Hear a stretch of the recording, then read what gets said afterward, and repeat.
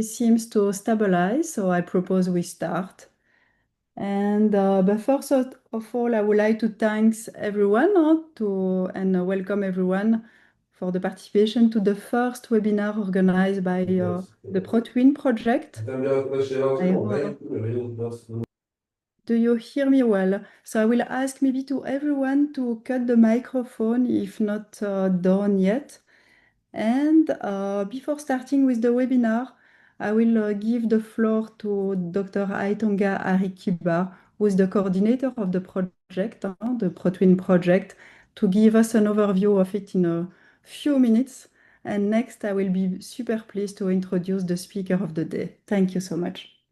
Thank you, Veronique. I would like to, hello everyone, my name is Aytungar Kibar. I am the coordinator of the ProTwin project. I will give a brief introduction to our project. Let me share my screen first. Okay, now I think you can see the screen right now. Yes, okay. My name is Aytungar Kibar. I'm a food scientist working in TÜBİTAK MAM in Turkey. I'm also the coordinator of the ProTwin project. I would like to just give a brief information. It is a Horizon Europe project, and it's a 3 years project. As TÜBİTAK MAM, we are the coordinator of this project, and we have partners from Denmark, Aarhus University, University of Liège from Belgium, and Siena ISPAN from Italy. And we have also associated partners, mainly from Turkey, but also we have some associated partners across Europe. It's a 3 years project. We have completed the first year already. And our project journey has started with the most challenging questions of the, I think, 21st century. As all of us know, aware of that, our population is growing very fast, and there will be 10 billion of people by 2050. So the question is how we will feed these 10 billion of people by 2050. Because our food systems are not very sustainable. There are some safety issues and the efficiency problems. And when we talk about the food security, the protein security goes hard to this challenge. And currently, we are fulfilling our protein demand mainly from the animal-based food chains. And animal-based food chains have some important issues, such as the population is growing fast, so the protein demand is very growing fast.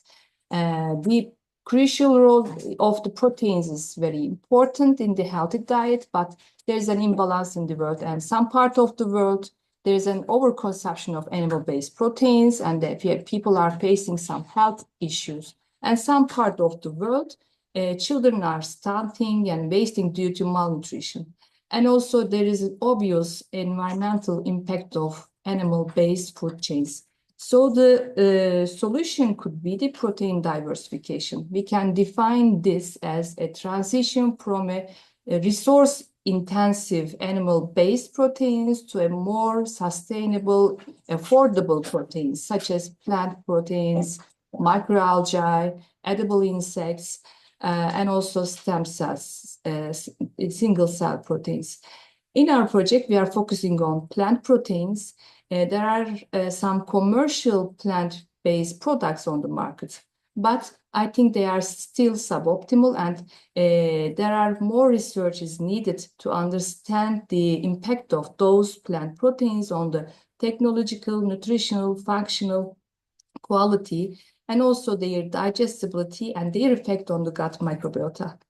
So our project solution is on the isolation techniques and to utilize the advanced processing methods to modify these plant proteins from specific locally grown crops from Turkey, and also employing the proteomic and metabolomic tools to evaluate the nutritional quality and their potential to be used as a sustainable food ingredient.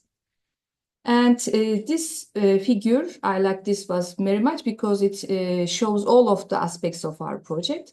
Our project based on two pillars. The first one is more about the technological part. In this part, we are dealing with the isolation, fractionation, and modification of these plant protein ingredients. And in the second part, in the second pillar, we are evaluating their nutritional quality by using the proteomics and metabolomics approaches. So in our project, we have lots of activities. We are organizing research mobility programs, technical visits, expert visits, some multi-stakeholder workshop brokerage events, mentoring activities specifically for the young researchers. And also we are conducting the webinar series, and I'm proud to say that this is the first one, but please stay tuned for the next ones. We are also organizing summer schools for PhD students and early stage researchers, and we will have a conference dedicated only for the early stage researchers. So this is my final slide. I would like to also announce an important event that we will organize a national workshop. It's a joint workshop of two projects. We are trying to draw the Turkey's plant-based protein vision in this workshop. If you are interested, please contact us. You can. We would be very happy to have you also in this workshop. Okay, thank you very much, all of you, for organizing this event. Our partners, Veronique and Irma, and also our speakers. Thank you very much for accepting our invitation, and also thank you all participants to join us here. Thank you, Aitonga.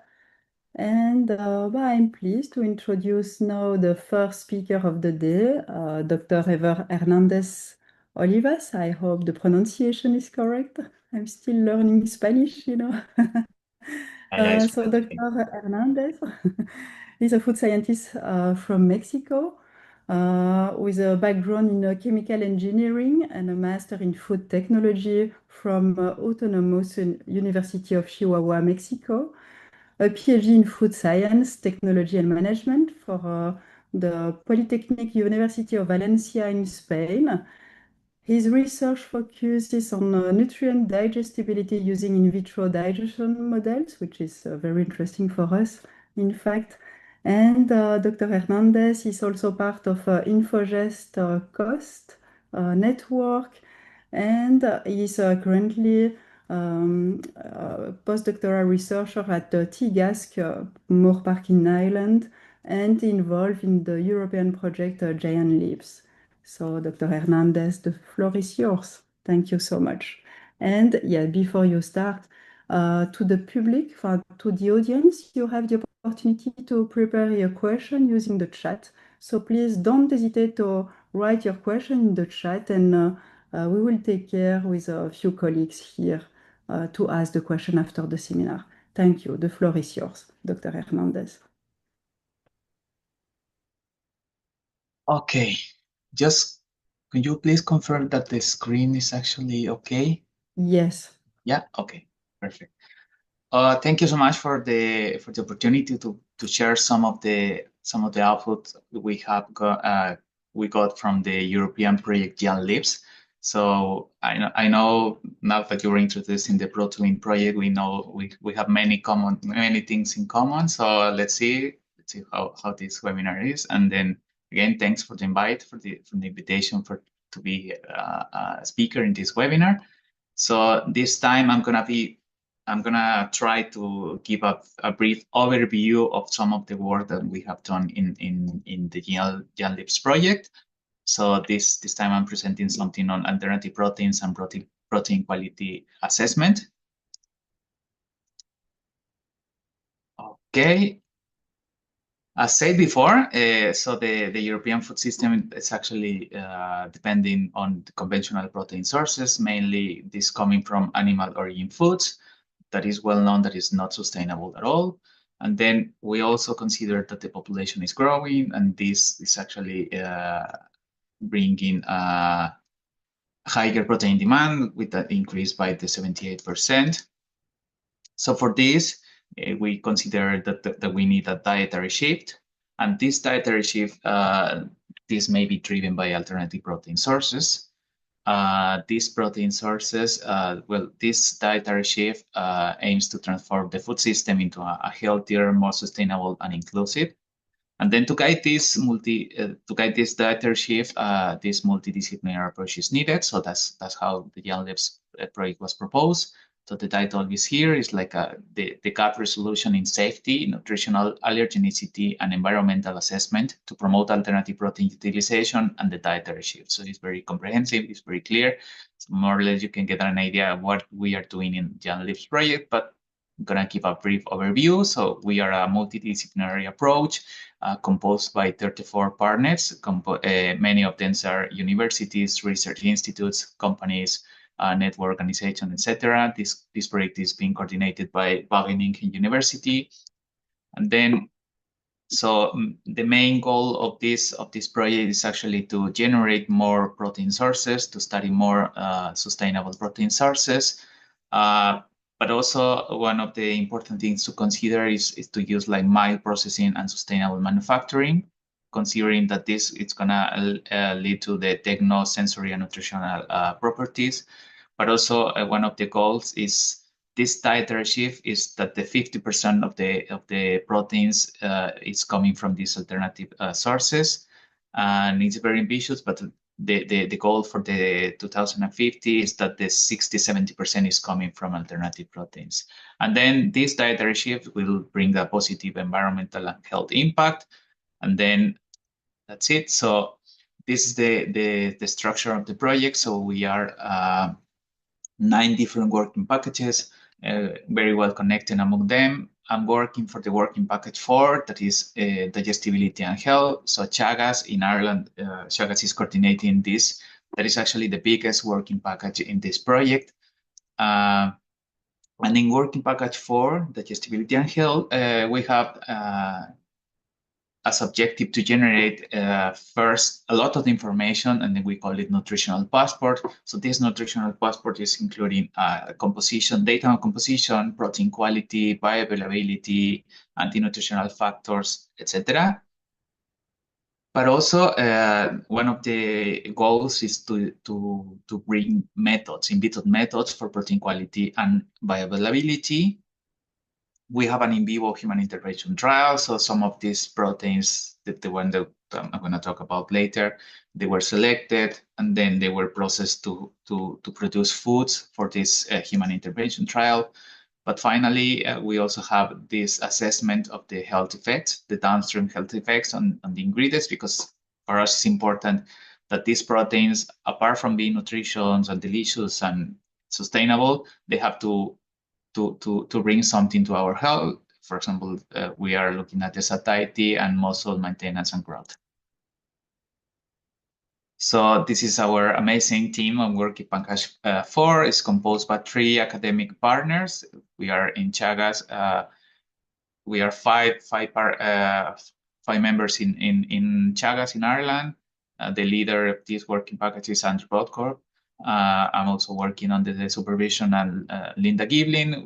I am the only postdoc in Chagas, but we have PhD students. Also, we are collaborating with the University of Naples in Italy and with our partners from INCAE and AgroParités Tech in France. And then we have collaboration with these industry partners, Unilever, Friesland Campinas, Coquette, and Danone Nutri-Serve Research Center. So coming back to the nutritional passport, many protein sources were actually considered, but at the end, the main consortium group selected, shortlisted 8 alternative protein sources, and some of them are plant-based. We also have microalgae, bacteria, insects, and then from these 8 different protein sources, 20 different ingredients are derived from this, and then we are working with this protein, these 20 protein ingredients. So then I mentioned before, like the protein quality, and the definition is like protein quality actually measures the food's ability to meet the body's requirement for essential amino acids and nitrogen. And this is determined by factors like essential amino acid composition and digestibility. So let's say we need these 3 factors: the amino acid composition, the digestibility, and the human requirements of indispensable amino acids.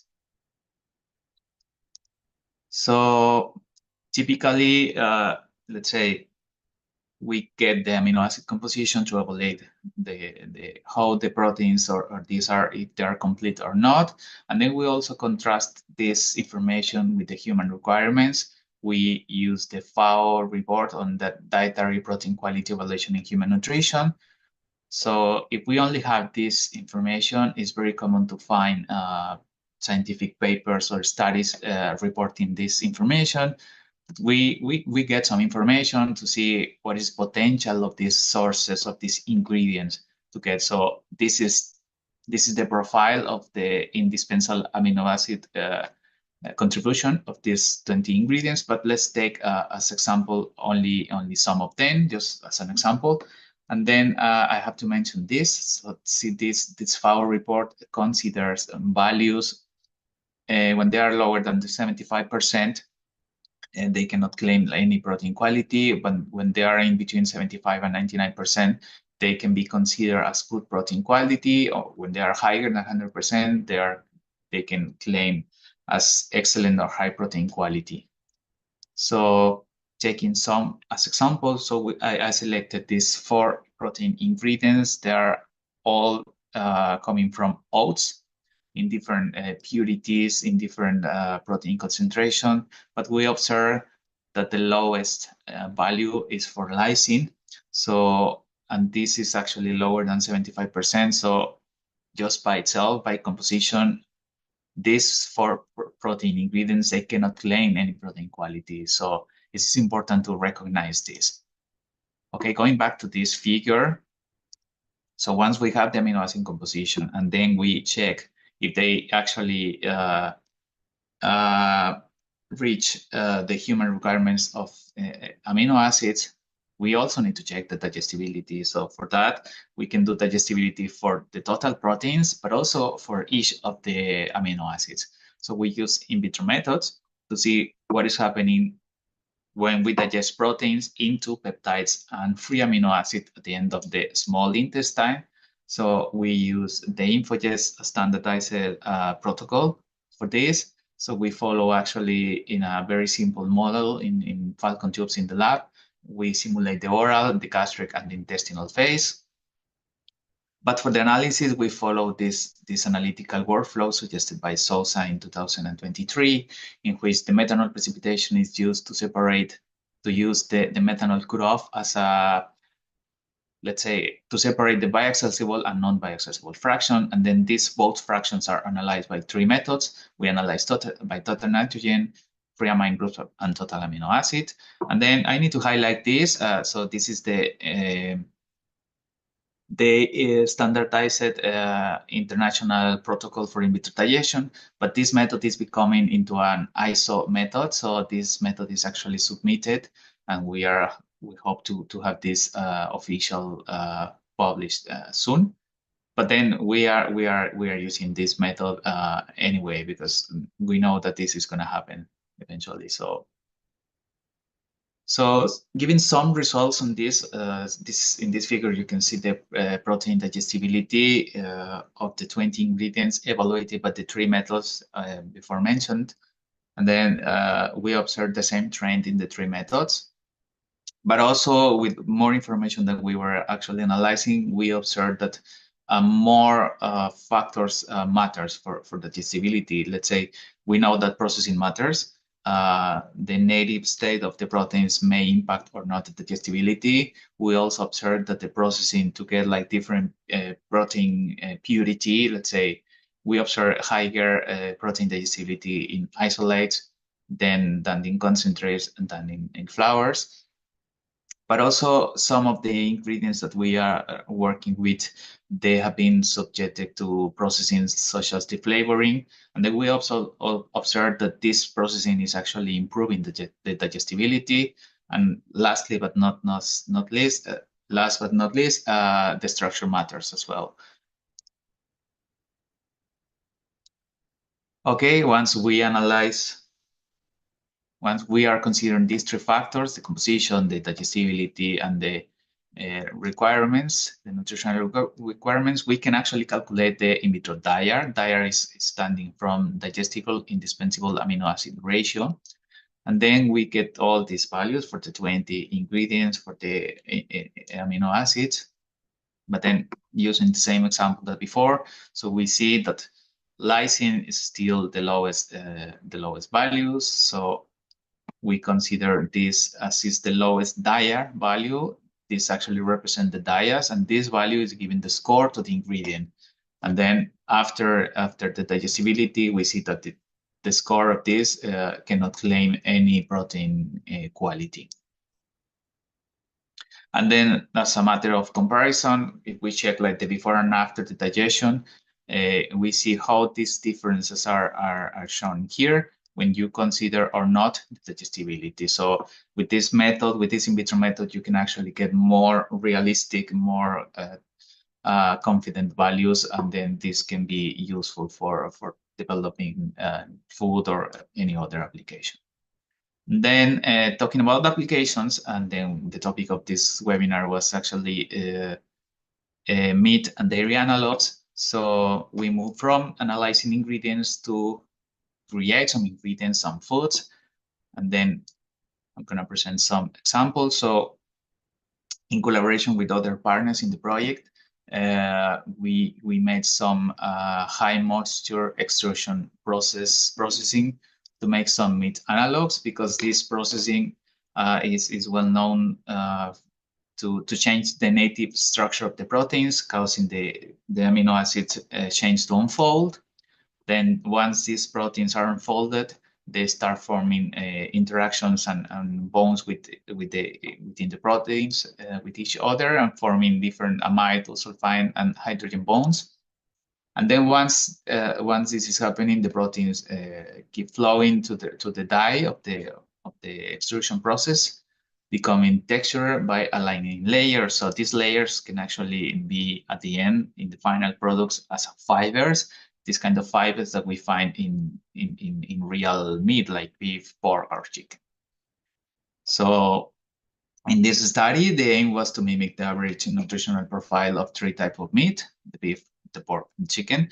But we also wanted to analyze, well, to design this extruded by just mimicking good protein profile, but also trying to improve the micronutrient profile of this. For this, we use different protein ingredients from the 20 that we were studying before, and then so we obtained 4 different products. So we have the control. Our control was fava bean protein concentrate, and then we were blending with single cell proteins, microalgae, and bacteria protein. So we obtained 3 different blends plus the control, and trying to optimize the composition and everything. We obtained like 3 blends, one mixing with microalgae, the other mixing the fava bean concentrate with bacteria, and the third blend was mixing the 2 single cell proteins with the fava bean concentrate. And then we decided also to cook these extrudates to make it more realistic. Then once we cook, we actually digested like uncooked and cooked using our in vitro method to see what was happening with the proteins and also with the minerals at the end of the small intestine of the method. So we also looked at the behavior of these samples during the digestion, and just visually we can actually see how the cooking actually lead to a more complex structure. And then we can actually observe some, if the aggregates are harder to disintegrate during the digestion, or if we see some aggregation, some etc. So we looked at the protein digestibility by the 3 methods. We observe actually very high values. And then if we compare with the protein digestibility of the individual ingredients, we actually see an improvement of the digestibility. So meaning processing improved digestibility when we compare the ingredients with the food and blends. And then we also observed that the cooking may decrease the protein digestibility. We attribute this slightly decrease to structural changes. But overall, we observe high digestibility values in all the blends. So when we look at the in vitro diet, we observe very, very good results in this. And then looking at the lowest in vitro diet, we get the dias, and then some of them, they are actually very near to 100%, but still all of them presented values in between 75% and 99%. So these proteins, the proteins from these products, they can actually be claimed as good protein quality. So following with the bioaccessibility of minerals, so we looked at the minerals. This is the profile of the minerals that we observed during this analysis. So we took the end of the intestinal phase, we separate like the bioaccessible, non-bioaccessible fraction, and then we use a 3 kilodalton molecular weight cutoff. Then we analyze by ICP-OS. Then we can compare the mineral profile of the samples before and after digestion, considering like the bioaccessible fraction to the total fraction. And then we see how the different values are coming, especially for the different blends. Let's say in some of them we observe very high bioaccessibility values, meaning that some of the minerals are more prone to be released from the matrix, but some of them, they were presenting like very low values. Even we observed some improvements, let's say in the blend 1 for iron, it was higher than in the other blends and in the control. Just one of these to mention as example. Okay, following with the another applications, we also selected some of the protein ingredients. One of the interesting for us was the bacteria protein. So keeping in the same context of the dietary shift, we were very curious to see what is happening when you apply this interesting protein ingredient that is actually from bacteria protein. So this is a commercial product made by Solar Foods, a Finnish company. So this product is derived from a natural, non-genetically modified single-cell organism. And then the advantage of this is actually coming from a very sustainable process. So this process uses renewable electricity, water, or CO2 captured from the air. And the ingredient can actually reach almost 80% of protein. So that's why it's very interesting for us. So in this small study that I'm using just as an example, we studied the impact of the structure of the protein digestibility of these solein-based foods. Using different in vitro digestion models, we use the static and the semi-dynamic to evaluate the protein quality, but also the digestion behavior, looking at the kinetics. So in collaboration with other partners from the project, they produced like beverage and yogurt of this bacteria protein. But also we use a plant base that is well known, well studied already. They produce like pea beverage and pea yogurt. So we looked at the protein digestibility, just following the same protocol that I mentioned before, analyzing the 3 method and also in vitro diets. But in this case, we decided to go for a more advanced method, so which is the semi-dynamic in vitro gastrointestinal digestion. That is also a standardized protocol. So the particularity of this method is that the gastric phase is actually a dynamic part. So we took like 5 different gastric emptying points, and each of these gastric emptying points is followed by that static in vitro intestinal digestion. And then to look at the kinetics of the digestion at the structure, we analyze the microstructure by a confocal laser scanning microscopy. We check also the particle size distribution during the digestion. And then for the protein digestibility kinetic, we saw the free amine groups released during the digestion, and also we use size exclusion chromatography. So the static in vitro digestion showed these values for protein digestibility. We actually were very surprised because this product, the ingredient was actually showing very similar digestibility, around 70%. And then, well, this beverage has to be like pasteurized, subjected to heat and processing. This can actually impact for positive or negative way. And then we observed that the Solein product showed lower protein digestibility compared to the pea products overall. And also it looks like the fermentation led to a decrease in digestibility in the Solein yogurt. When we look at the in vitro DIAR, the DIAR values, we observe like very low values for Solein. So the limiting amino acid is isoleucine with values around 50%. But when we look at the pea product, more or less expected because this is very, very common to find in legumes. So that's the sulfur containing amino acid was the limiting in these two products. But still, the quality of the pea products is actually good. But the Solein products show some of the amino acid they resulted below the nutritional requirements. So moving into the semi-dynamic in vitro digestion model, we took these videos during the digestion. So this is at the end of each of the gastric emptying points for the 4 products. So overall, with this observation, this appearance, we can observe like how the products are behaving during the digestion. We observe better homogeneity of the products during the gastric phase better in the yogurts than in the beverages. We also observe some precipitation, higher precipitation in the Solein products. And also we can also check like some correlation was happening, especially in the pea beverage around the 2nd and the 3rd gastric emptying point. And this can be explained because this is actually close to the isoelectric point of this protein.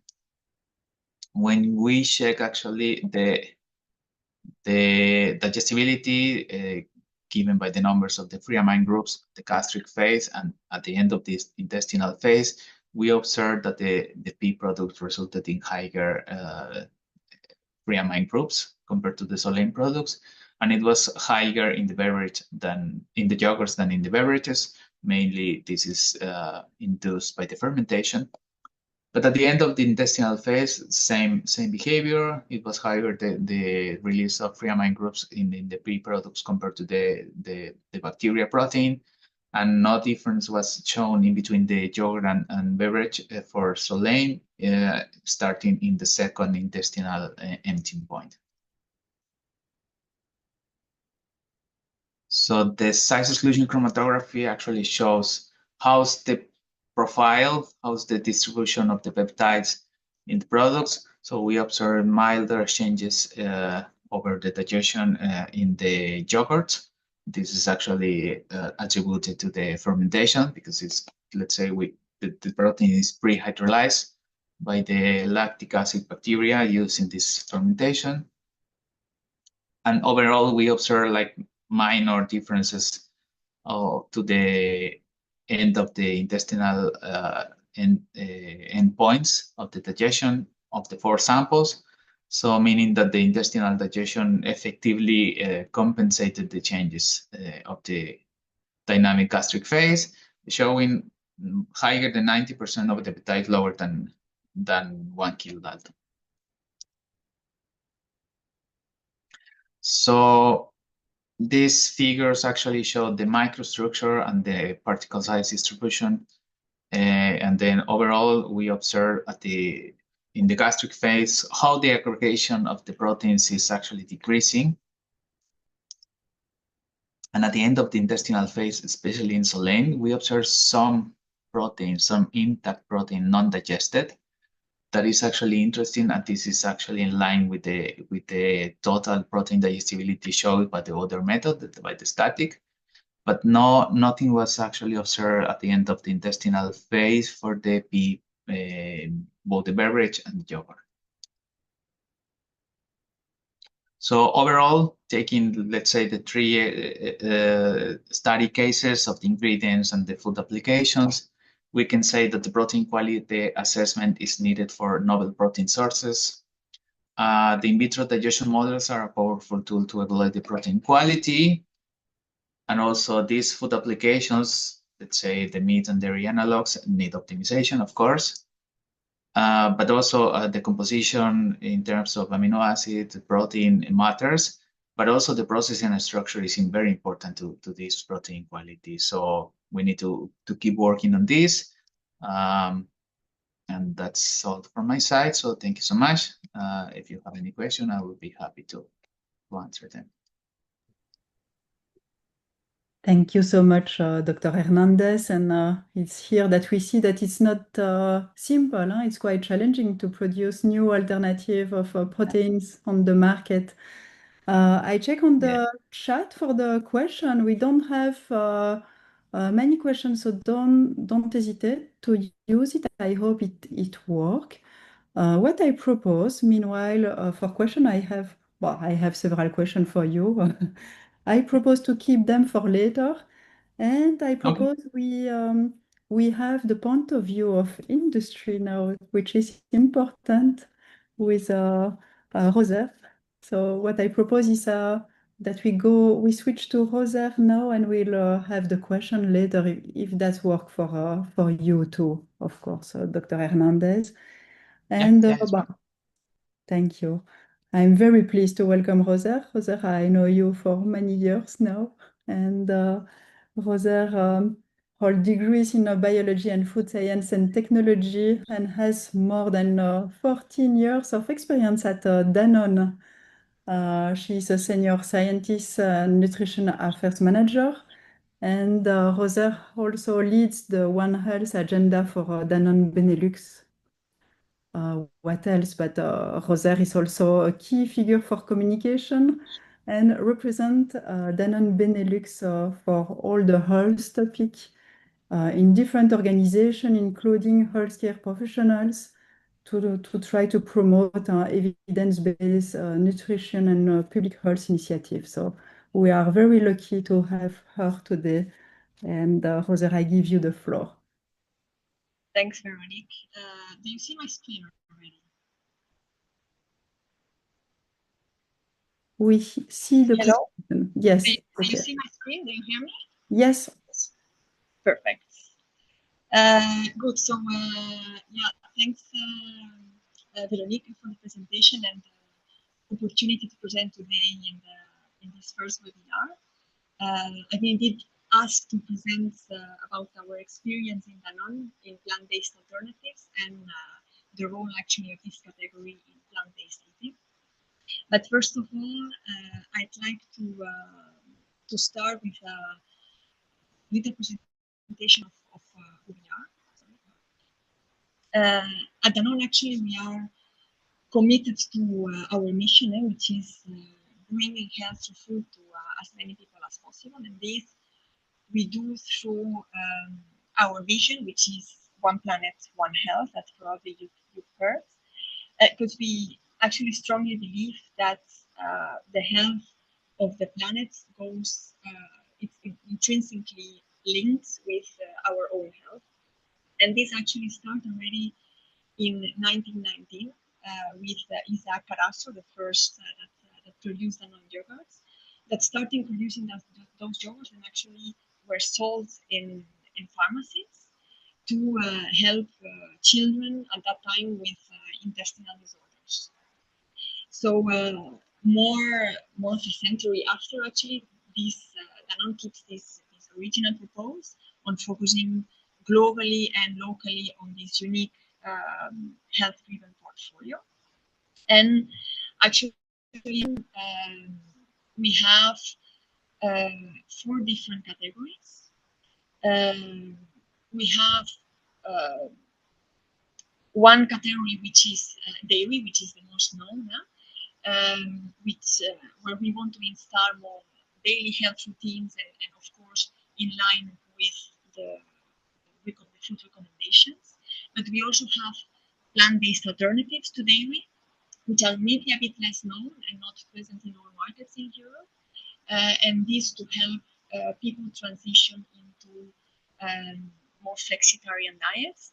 And in line with our vision that I've explained before, One Planet, One Health, and knowing that currently in Europe, we could say that about 30% of the European population are flexitarians. So there's a lot of people already shifting towards a flexitarian diet, but still we need to push it a bit more. We also have a third category, which is waters, to help the consumer to have healthy hydration. And lastly, yes. Sorry to interrupt. We don't hear you well by moments, so I don't know if it is the microphone adjustment or. Look, maybe I'll try like this. Is that better? Yes, it's much better. Yes. Much better. Okay, I'll try like this. It's just that sometimes it does some strange noises, but if you hear me, then I'll keep like this. Is it fine? It's perfect like you, like Okay, this. perfect. Yeah, thank you. And then, as I said, we have this last category, which is specialized nutrition, which actually brings health from the very early age to old age. And this includes first diet products, but also medical nutrition. But taking a bit a look back at our history and our vision, this is a clear continuity of our heritage. And first, it started with this dual project that Antoine Rivoud, our first CEO, started by stating that business success and social progress goes all together. So he said at that moment, and an important speech, that the responsibility of the company does not stop at the factory gate. So we have a responsibility after that. And his son Frank Rivoud actually put this health in the heart of the business, launching this mission of bringing health through food to as many people as possible. A bit later on, in 2015, we started a partnership with B-Lab, and we committed to become 100% B Corp certified by 2025. For the ones connected that do not know what B Corp certification is, in a nutshell, it's like an independent award that some companies can have. That evaluates highest standards on social and environmental performance, but also accountability and transparency, and mainly using business as a force for good. And a bit later on, so Emmanuel Faber installed this vision of one planet, one health. And later on in 2020, Danone became what we call in French entreprise à mission, which is a bit defined like having our societal and environmental objectives in our bylaws, which is very important. And more recently, in 2022, our current CEO, Antoine de Saint-Affrique, he announced the strategic plan, Renew Danone, like a plan to somehow reconnect with a sustainable, profitable growth model. And where he said something I really like, a sentence I really like, which is sustainability without performance has no impact, but also performance without sustainability has no future. So both goes hand in hand. And then more recently, then we launched what we call the Danone Impact Journey, which is our sustainability roadmap or strategy. And that contains 3 different pillars, one on health, one on environment, and one on societal, and with different KPIs. And finally, at the end of the year, we will become B Corp certified globally. But yeah, when it looks when we look at today challenges, we see that there is an urgent need to shift towards more plant-based patterns, like Dr. Hernandez said before, and this for our health, but also for the health of the environment. So at Danone, we really recognize the role of flexitarian diets, And therefore, we continue to invest in both categories, dairy and plant-based, but knowing that plant-based should be even more reinforced and focused. Actually, we see that plant-based is also recognized all around the world and around the food-based dietary guidelines that exist, and pyramids and etc. from the country. So you can see on those slides, in the slides on the right, some of the local recommendations in Europe, either represented as a form of a pyramid or a plate or etc. And most of them already include environment and health all together. And some of them already recognize plant-based alternatives in it, but not all of them. So that's something we need to work on. So voila, that's something it's starting already. Also, actually, through plant-based alternatives, we strive to help consumers to shift towards healthier and more sustainable choices. And this, we really believe that we should focus on 3 different levels, which is one, first of all, offering tasty plant-based products, which is very important to enter the category. It's a category which is not that yet known, and we need to give a full different types of products, so that to attract consumers and enter the category. But also education is very important, and not only education around plant-based and awareness on plant-based diets and the transition, not only to consumers but also to healthcare professionals, because at the end they are also the prescriptors and advisors of consumers. And also as well making plant-based a healthier choice, and also by convincing messages and making a bit plant-based a bit sexier, so that people enter the category. And just to show something we do in Belgium to increase awareness on this category, we really think that increasing awareness in young generation is very important. Young generation is actually the adult generation of the future, and the ones that will have the right to choose for themselves, but also for their families. So it's very important that they know this transition and the importance of it. And that's what we did with one project that we called Good Start, because it was awareness around plant-based, but also on the importance of breakfast and integration of plant-based in breakfast. And we did it together with an NGO called Good Planet, and we went into 40 different schools to explain, so in a form of a workshop, to explain what the transition is, the importance for their health and for the health of the planet, but also explaining what the food recommendations say, what should we eat more and what should we eat less, and also including in those workshops some more practical part where they had to cook with some plant-based ingredients and discover new tastes, and then a bit unlock this taste barrier that some might have.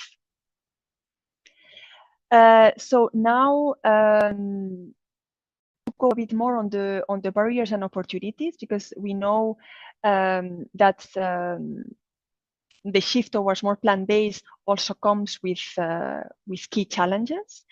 And here, where there's a lot of information there, but just in a nutshell, we know that here actually it's Belgian data, but I think somehow we could also extrapolate to European data. It does not change that much. And we know, for instance, that plant-based consumer tends to be young. It's also a new category, so the young generation are more open to enter. But also the plant-based relevance is stronger for plant-based flavored variants versus plain products, which is a bit unfortunate, but we should work more on that. And what is very interesting here to see is that the main purchase drivers are health benefits, but also taste and naturality. And On the other hand, we see for the main barriers, we also, in the first place, we see taste. So we see that taste actually appears both in drivers, but also in barriers. So that's a very interesting one to focus on. But also the unfamiliarity with the category. Logical, because it's a category which is less known. On the other hand, we also, with the rise of health conscious consumers, we see that more and more individuals are proactively choosing plant-based diets, including plant-based alternatives, and this with a unique nutritional profile. And we know that plant-based alternatives are, for instance, lactose-free, which are very interesting for people having allergies to protein milk, but also intolerance to lactose. But also it's a category which has very low saturated fats and no cholesterol. For the variants we have, which are fermented, also we have interesting live ferments, but also high quality protein in the case of soya. But also some other variants like oats-based are fiber rich. And some of them are also fortified. For our products, all our products are fortified, but in the market, not all of them are. Especially the bio products cannot be fortified, but also others do not fortify them all. And those consumers actually are somehow proactively choosing for fortified foods to support their nutritional needs. So we really think that fortification is very important.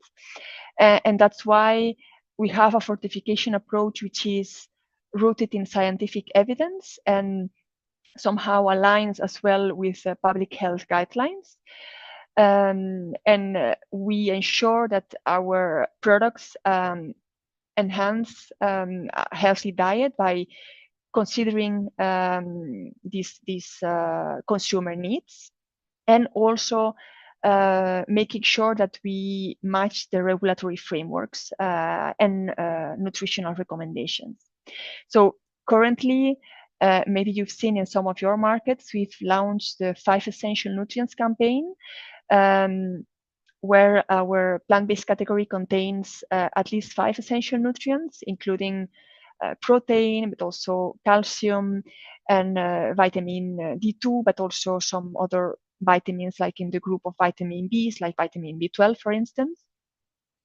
And so that was a very important launch for us, and to talk about fortification and the need of fortification, because somehow also fortification is not just a plug and play solution.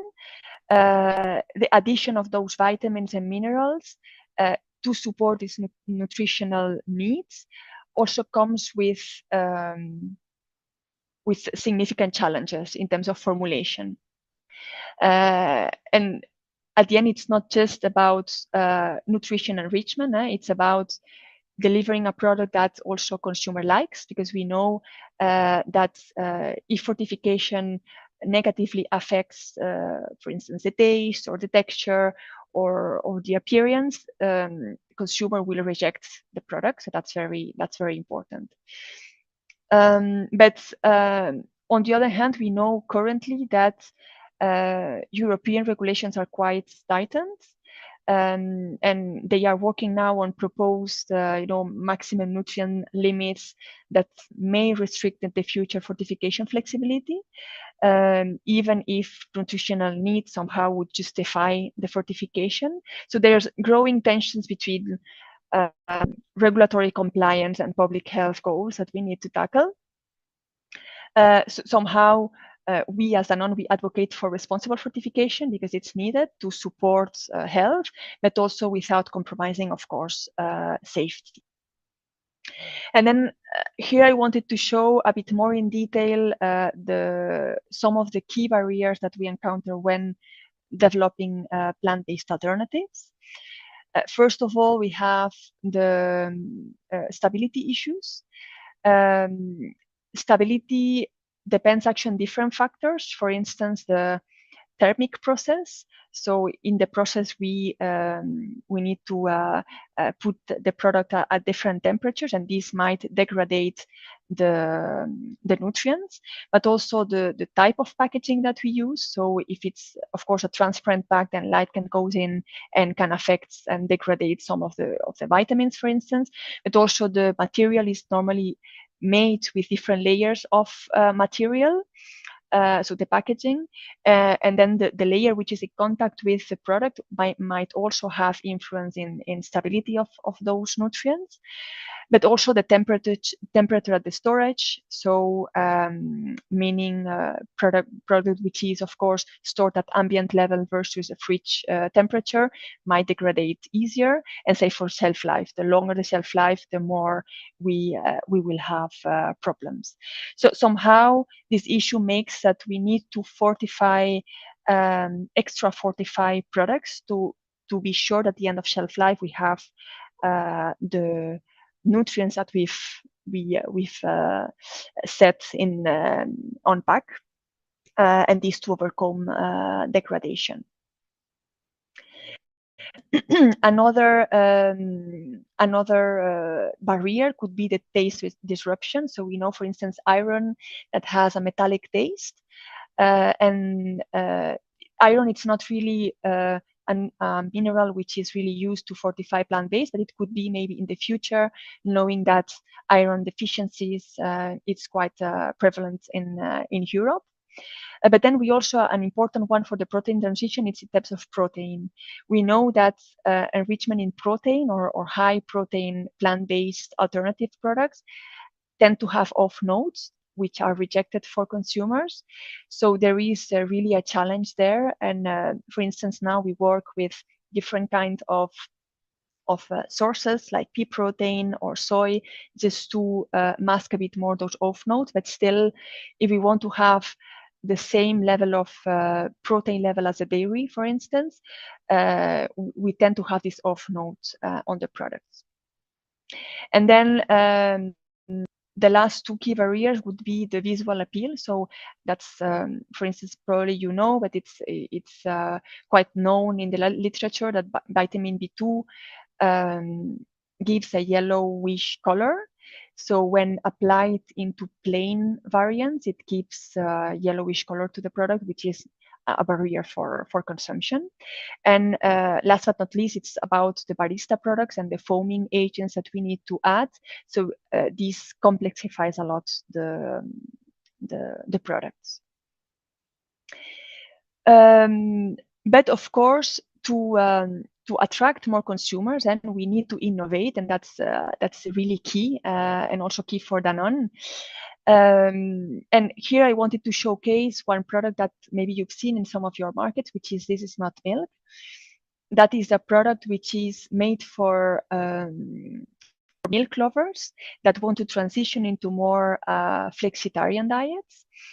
And this product actually, it's based on, it's made with oats, but in terms of taste, but also texture and even color and smell, it's more similar to milk. So it keeps this softness that people like from milk to transition into more plant-based.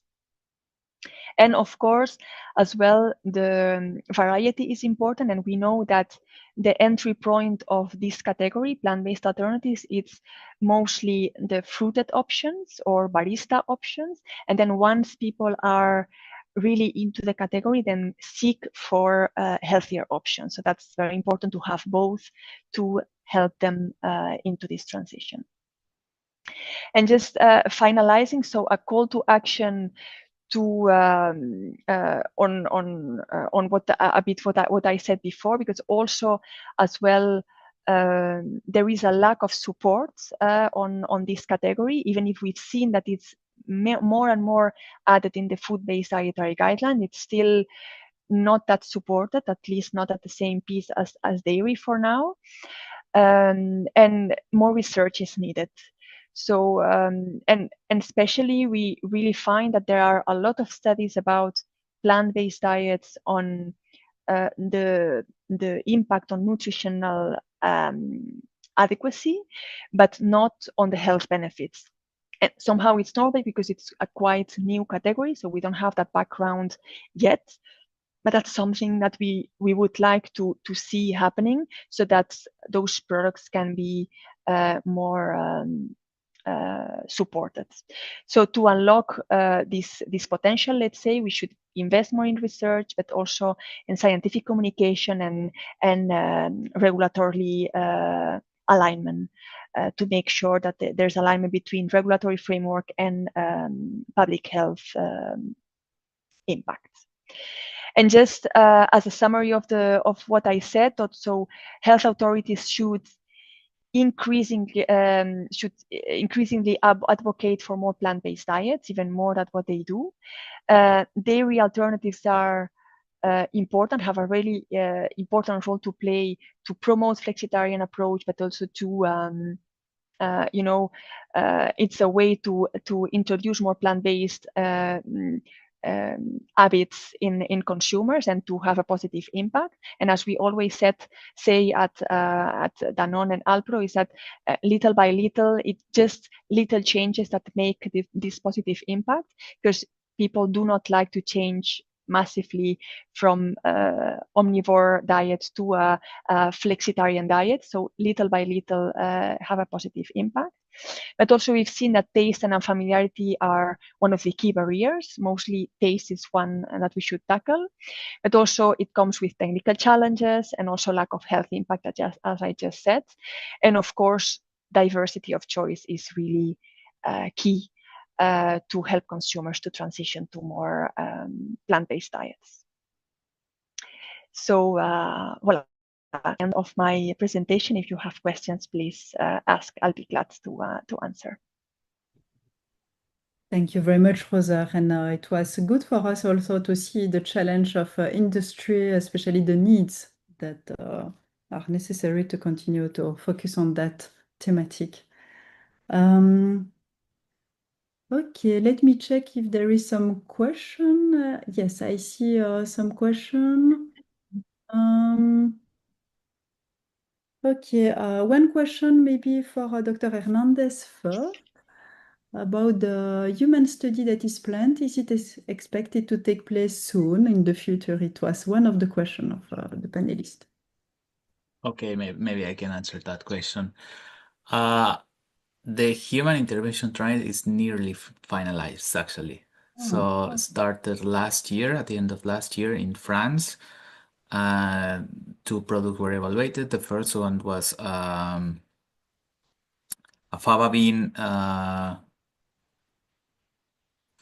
protein concentrate extrudate, so it was kind of a meat analog.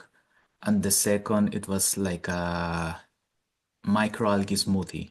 So it was a beverage and a meat analog.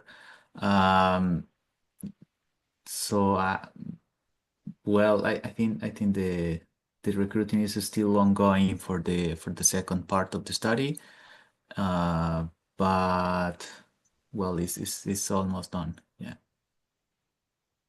we're actually very curious to see the results, and then we will also perform some in vitro, in vivo comparison to validate the data. Yeah, thank you very much for the sharing.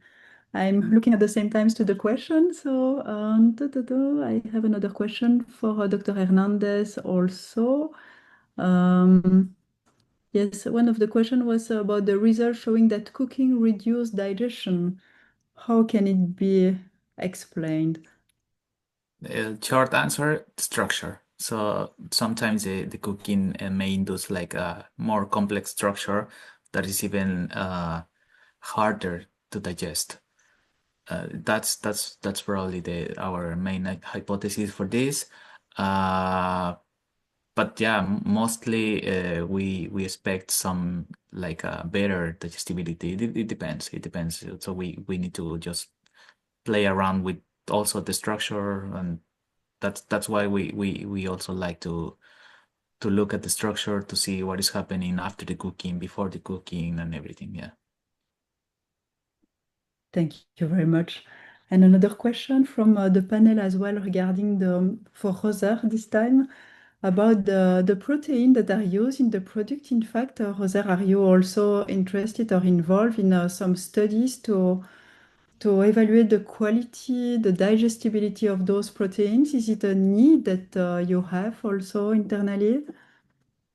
Yeah, that's a good question. That's more our colleagues of global nutrition that are part of several studies with different universities.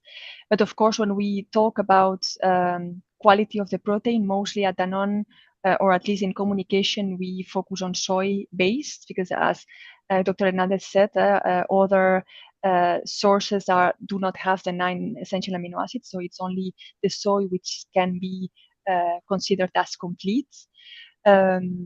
And I don't have the information now, but I know that some of our teams are also looking at digestibility of the proteins, etc., to improve them in our product more and more. But probably Dr. Hernandez can maybe help also on the answer because he's more expert than me in that case. I think. Okay, thank you so much, Roser, for your answer. And maybe I see time is flying. Maybe a last question, if you still agree, if you still have time. It was a question about the tryptophan. To know if you experience some problem in the measurement of the tryptophan quality, I guess, using the DR system. What is your opinion on that? So yeah, it's well known that tryptophan is actually degraded during the acid hydrolysis. So that at the moment, the results that we are reporting for tryptophan on DIAR, they are actually in vitro proxy DIAR. So, but for the rest of the results, they are like it's actually the analysis in the digesta. We are working on the optimizing the method for tryptophan measurements. But yeah, I mean, you have to perform like alkaline hydrolysis for measuring only tryptophan and also the acid hydrolysis for the rest of the amino acids. Yeah. Indeed, it was part of the question as well. So thank you so much. Yeah, is flying. Maybe just to finish, maybe for both of you, what would be the main priority in terms of research if we have to focus our effort on something? I know it's a very wide question, but just one word or two. What should we focus on? Well, Maybe maybe I can. Go on. Okay, maybe start. You can. Okay, good.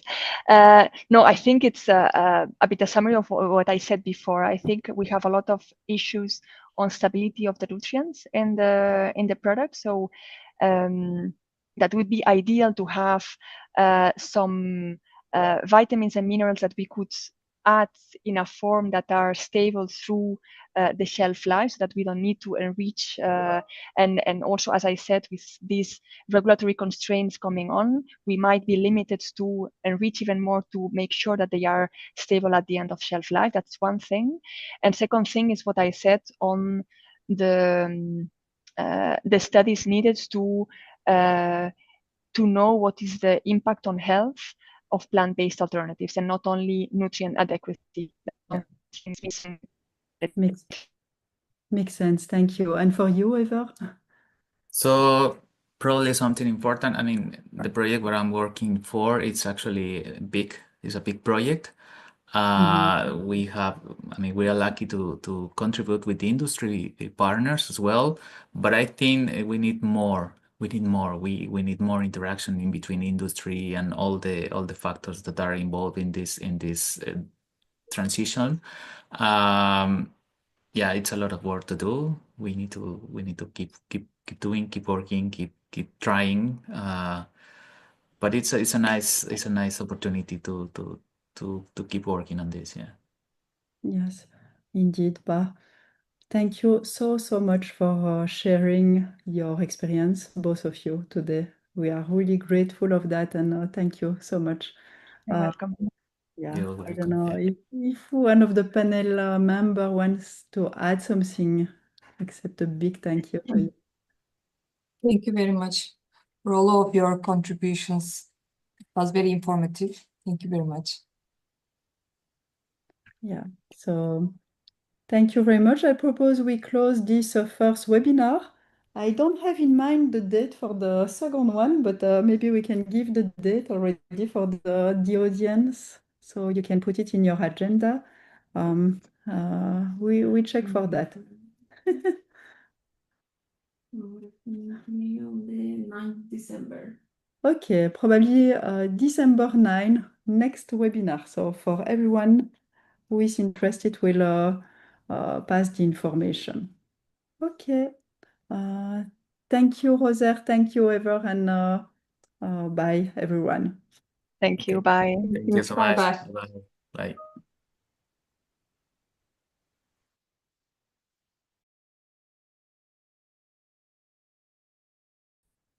Yep. Thank you for your help, Najin. Thank you a lot for the help, Najin. You're welcome. No worries. Thank you, everyone. Bye. Bye.